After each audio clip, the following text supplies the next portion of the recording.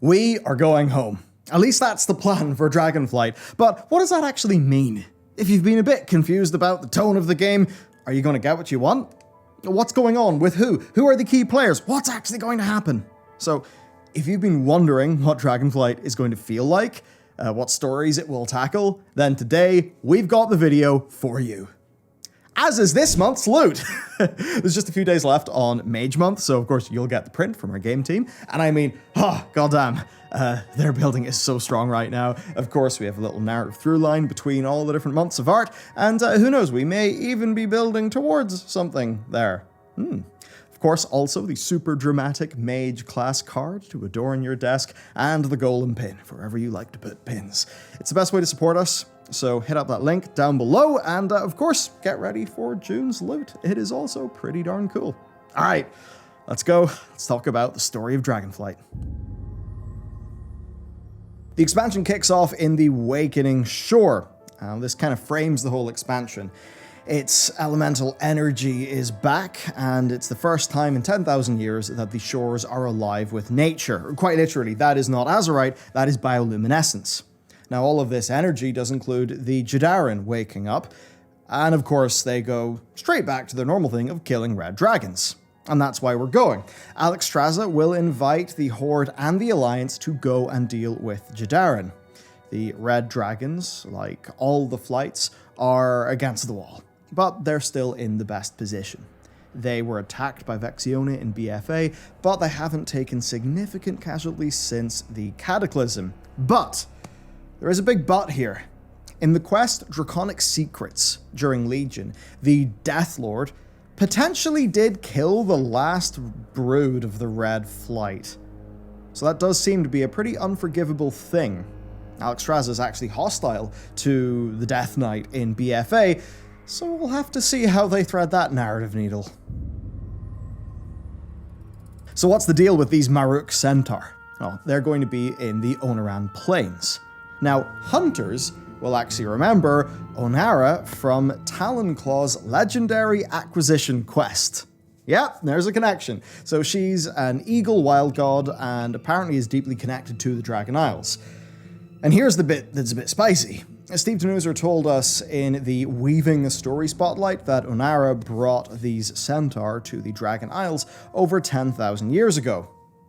Now that is actually long before the Centaur that we know on Kalimdor arose, because those Centaur appeared 1100 years ago when Zaatar, the son of Cenarius, got it down with Princess Theradras.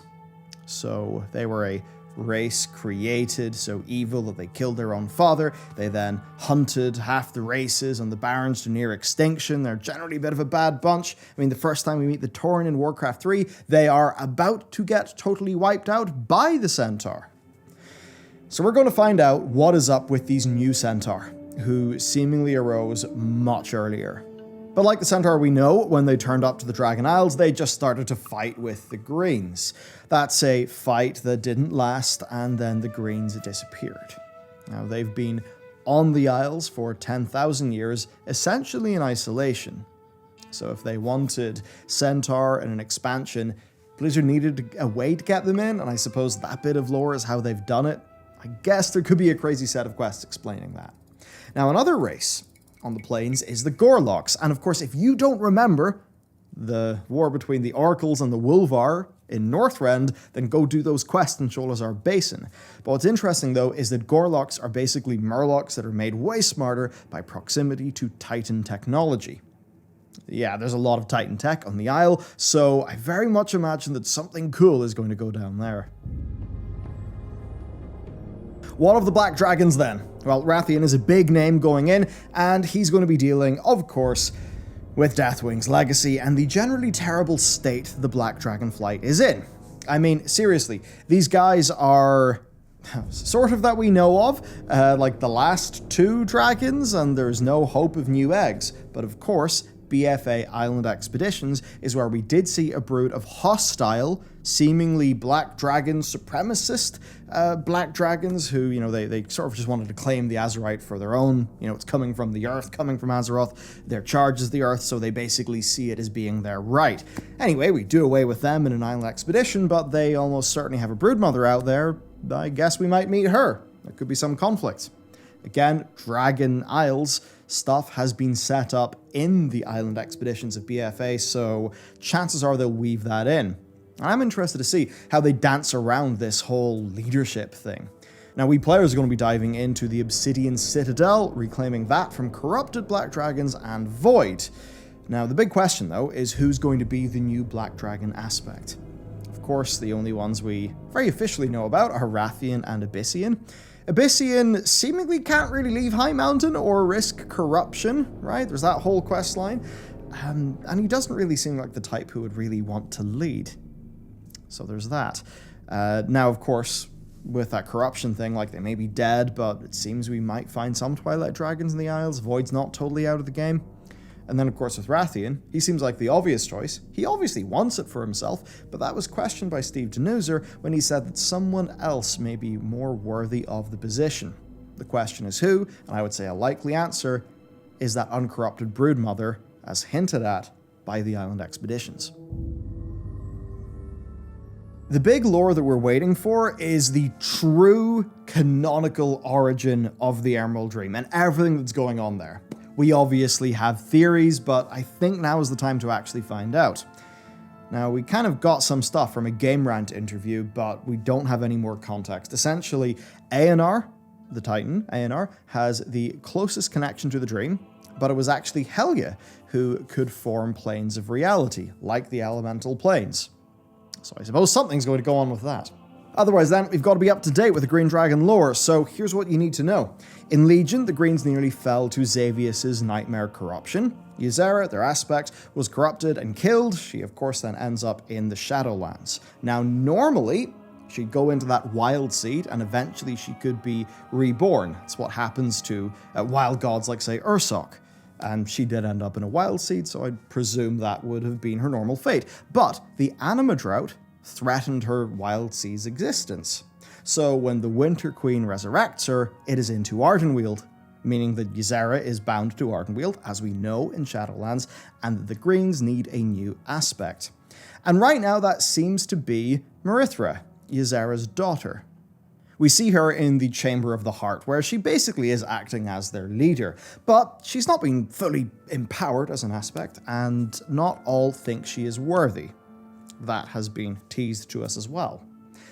Now, for them, it's a bit rough. They have lost quite a few dragons. I mean, 4 of their greatest to the Dragons of Nightmare encounter, so they're currently just in the Dream. They haven't, they're not back in Azeroth or anything. They're in the Dream. Their aspect is gone, and that does mean they're in a fairly bad way. But the Nightmare is gone for now. Elune is their patron. There is a connection, of course, between Elune and ANR. We've seen ANR decently recently. We've even went to a world called Elunaria, and with Elune taking a more active role in the plot, and there also being Tyrande involvement here, I would expect a lot for the Greens. Next, the Azure Span. I've got a lot of hope for this one. Basically, it seems to be a pan-Northrend super zone. We've got Gnolls, a big classic questing staple. There's Furbolgs. Tuskar return as well, actually benefiting from Blizzard meeting Inuit representatives. All that actually sounds really awesome. And I don't think there's really a lot to say here in the lore. I kind of just wanted to point that out because I feel some of the tone of the questing here, like it can't all just be big grand lore things to speculate on. You need some of that, but what you really need is to ground all of that in the sorts of things that we kind of know and expect from this universe. And I just like how this zone seems to be delivering us a good bit of that. Next, though, for something a bit more impactful, the blues. Kalecgos, the former aspect of the Blue Dragonflight, is in this expansion and is on the hunt for Sindragosa's archives. We have no idea what he's going to find, but he's going to have a crack by looking at the Blue Dragonflight. Now, the single greatest tragedy for the Blues was Deathwing's betrayal initially, right, near the War of the Ancients. Basically, they were the first to challenge him, and nearly the whole flight got wiped out. It never really recovered. Sindragosa was in that fight, was mortally wounded, and tried to get back to Dragonflight. But of course she didn't make it, she fell in Icecrown, and much later Arthas rose her as, a personal frostworm. Now Sindragosa was known as the Guardian of all Arcane. There's this archive of hers that probably is going to be full of artifacts from the golden age of the Blue Dragons. Quite a lot there. Now, the Blue Dragons, of course, suffered again in the Nexus War when Malygos tried to eliminate all magic use on the planet. Then there's the Mana Bomb over Theramore, which actually did use a Blue Flight artifact. Now, after all of this, the Blues were effectively disbanded. Right? Caligos just sort of said, all right, pack it in. We're basically, our numbers are so small, everyone should go off and do their own thing, whatever they see fit. So they did basically disband and go their separate ways. However, Caligos is going to find in that archive is probably going to lead to him reforming the Blues. I think that'll be a major enough moment. Now, there is actually good news for the Blues, because unlike with the Blacks and the Reds, we actually see loads of eggs and whelps in the Azure Wing Brood with Sindragosa. So actually for them, it could be on the up. This next one cuts pretty deep into the lore. It's got a lot of potential. So Patrick Dawson, in a Gamer Brave interview, casually dropped the idea of meeting primordial trolls. Now, that's a pretty interesting way to frame trolls, being primordial. That kind of means that the trolls popped up, long before they evolved into elves. So these are really the first trolls. Now, we know Tyrande is going to be important in Dragonflight, and that the Elune story is going to develop, or at least we heavily suspect the latter. The trolls then evolved into the Night Elves through the Well of Eternity. Of course, Elune has always been associated with the Well, but the power of the Well does, of course, come from Azeroth herself. That's why so many fan portrayals of Azeroth are actually as a troll. But where did those primordial trolls come from? Do they worship Loa? Is it something much older? This is actually cutting back to the first sentient life on the planet. Could they worship Azeroth herself? So this really is a deep cut into the heart of the lore, because the underlying story of the expansion is about these ancient elemental powers of the planet coming back to this island. It's some of the most ancient, stuff, right? I mean, think how many, many thousand years all of this goes back. So we're going to learn a lot more about Azeroth's connection to the elements, probably how the elves actually end up evolving, all that stuff. Of course, we're going to learn so much of this through the Jadaran, the Proto-Drakes, and of course these primordial trolls. Bronze Dragons. So we know they're going to be in the zone called Thaldraszus, and that they're going to be watching over the Timeways, as they do. That's about all that I know right now, and I think that's something Blizzard, they just want us to know not that much, because I imagine they've got something cool in store for the Bronze. Because, come on, it gives them access to time stories. Now, he speculated Morzone could be important, maybe even the end boss of the expansion, and certainly if that story unfolds, then, playing with time as the Deaths of Chromie quest chain did, that could be really great content. I think the Deaths of Chromie is some of the just best stuff they've put into the game in the last, oh wow, it's over 5 years now, isn't it? Ouch. Now, in pursuit of Chromie's assassins through that questline, we traveled to Stratholme during the Third War, to Anderhall, to Hyjal during the Cataclysm, and to Zinishari during the War of the Ancients. It was just such a cool use of legacy content, and I think anything along those lines could be a major win for Blizzard. Just think back to how exciting the Caverns of Time was in the back of the TBC box. Hell, it could even herald in a whole new era of Caverns of Time style dungeon content. I'd certainly be down for that. So to conclude, Blizzard have seemingly heard us. In so many interviews, they've talked about bringing the game back to Azeroth and doing a boots-on-the-ground high fantasy story. It seems that they just want it to feel like we're going home, and I think everything we've talked about today just kind of shows the small decisions they're making towards that. Obviously, we cannot know if it's going to feel like that until the game comes out, or at least we sort of see things in beta. But Blizzard do keep on talking about, well, they keep on talking about bringing the sort of direction of the story in a way that a lot of us who felt a bit burnt in Shadowlands will actually like. There are some other exciting things. I mean, the idea of them keeping more of the story under wraps via encrypting things in the PTR, I think that's really brilliant. I would certainly love to see some of the most core quest lines to the lore, to the story, actually being encrypted in the beta as well. I would really like that. So for me, look, I'm ready for a big immersive adventure. Even some of the framing of this expansion is even Mists of Pandaria-like. And if that feeling is their goal, then I very much think we're not going to say we're in for a winner, but they're at least going in the right direction. I suppose now it's just a matter of seeing them do it. So there you go. I think that is a lot of the narrative promise of this expansion for people who love the core of Warcraft. Let me know what you think about it. And, well, that's it for me. So I'll see you next time.